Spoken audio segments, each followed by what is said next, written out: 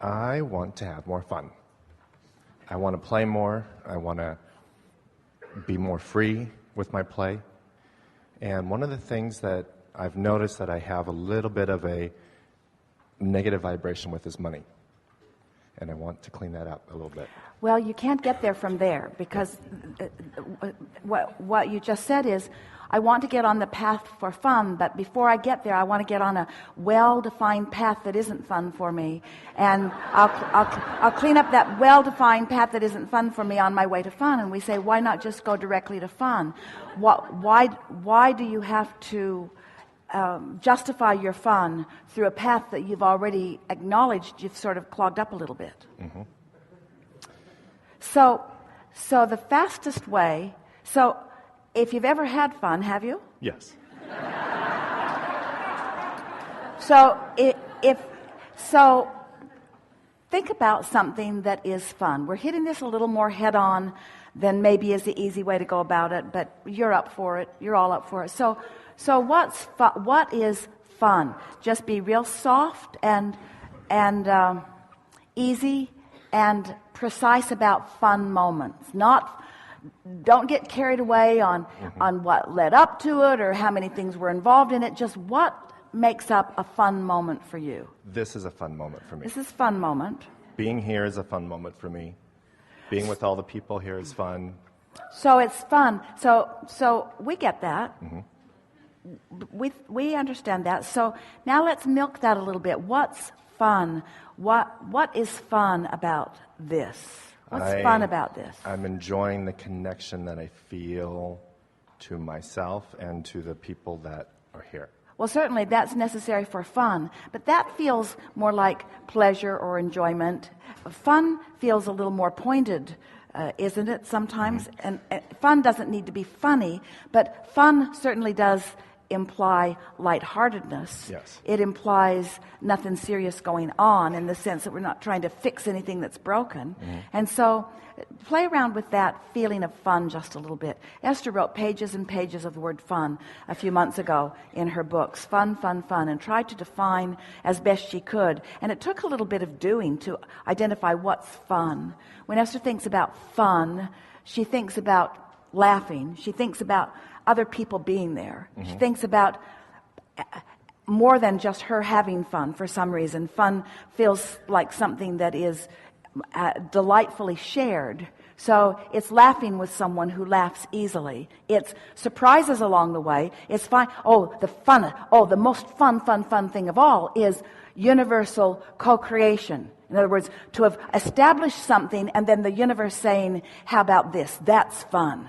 The universe's never-ending ability to put things in the mix. That's really fun. It's not just fun, it's clarifying, and it's not just clarifying. It really pronounces your sense of worthiness. So we might be saying that clarity is fun and worthiness is fun, but that's kind of stretching it in the boundaries a little bit. But you see what we're getting at. You want to sort of massage it into fun. Mm-hmm. Fun. The other day we were visiting with a really wonderful young man who has been talking to us for some time about relationship issues.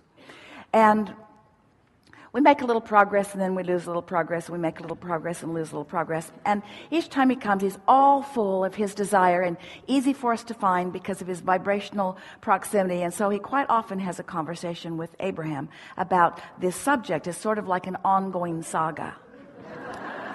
So on this particular day, we have one intention and one intention only, and that is to just soothe and make lighthearted about this. Fun.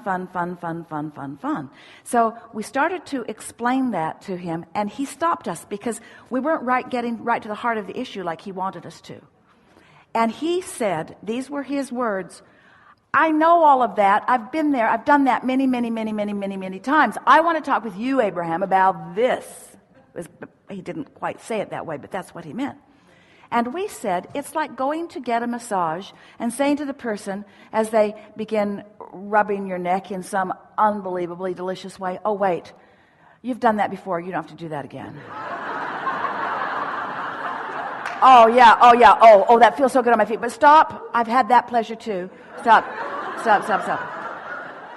Because the whole point of your moments, the whole point of a fun moment is to have fun, not to make fun for later, not to prepare yourself for fun. It's not doing an exercise that assures fun. That messes the energy of it all up. It's just, what's fun right now?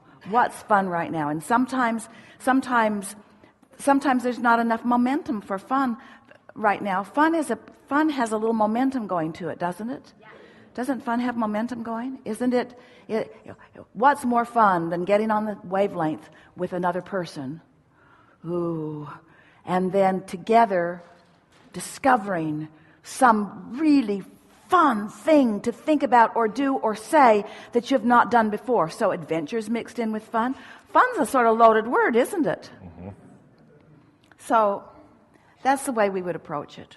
We would just walk all around it, and sometimes that much conversation with yourself or with somebody else is enough to get it activated, and then the fun begins. As you're discussing it, I'm realizing that throughout my life, I've really enjoyed having fun on my own, by myself, and now I want to have more fun co-creating with other people. Well, there's good news and there's bad news in that statement. The good news is, and it's really good news, that if you are having fun by yourself, you're like a crazy person. No.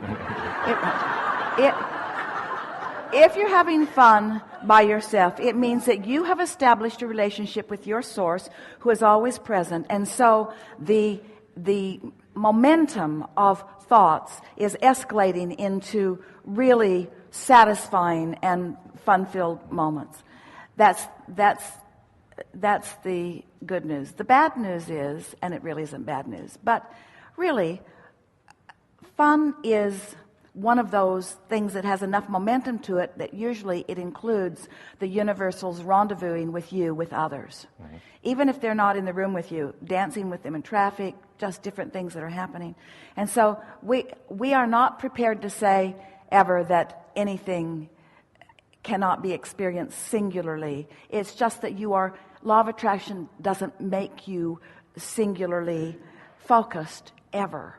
And the most fun things are the rendezvousing with other consciousness, other conversations, other words, other ideas, juxtapositions, other situations, situation comedy. Isn't that what law of attraction is? Law of attraction is the best creator of situation comedy, because law of attraction knows who you are and what you want and who you really are and where you stand in this current moment in vibrational proximity to all that you've become, and it's just laying out this path of fulfillment that when you say, I want fun, law of attraction can be so fun in the things that are queued up for you, in the surprise and delight that is queued up for you. Yeah.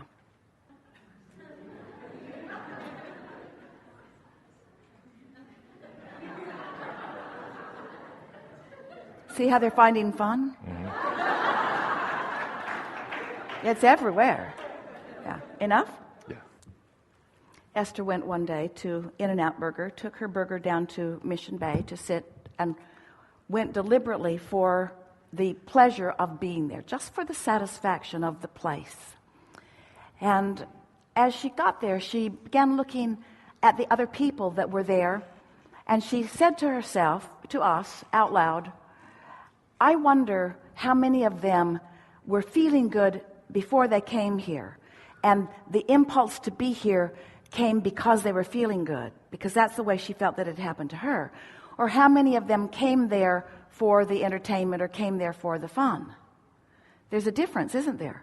In other words, how much preparation did I do before?